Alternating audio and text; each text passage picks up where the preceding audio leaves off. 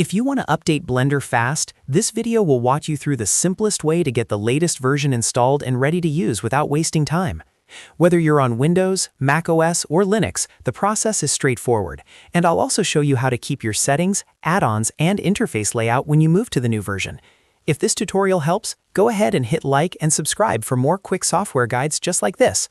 Alright, let's jump into it. First, open your web browser and go to blender.org.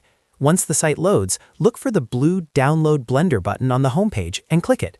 Blender will usually detect your operating system automatically, but if it doesn't, choose your platform manually. That means selecting Windows, macOS, or Linux, depending on the computer you're using. After you choose the correct version, start the download and wait for it to finish.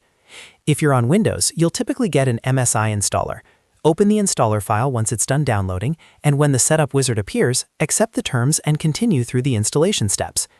When asked where to install Blender, make sure you select the same folder where your current Blender version is already installed. This helps keep your setup clean and makes the update process smoother. If you prefer not to use the installer, Blender also offers a portable version.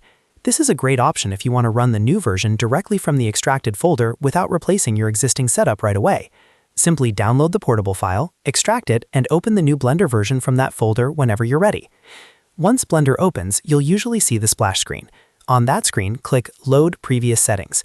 This is an important step because it automatically migrates your themes, add-ons, and UI layouts into the new version. If you've spent time customizing Blender, this saves you from setting everything up again manually. After that, take a quick look at the version number at the bottom right of the splash screen. This is the easiest way to confirm that the update installed correctly and that you're now running the latest version of Blender. And that's it. You've now updated Blender fast and made sure your settings came along with you. If this video helped, make sure to like the video, subscribe to the channel, and stay tuned for more simple Blender tutorials. Thanks for watching, and I'll see you in the next one.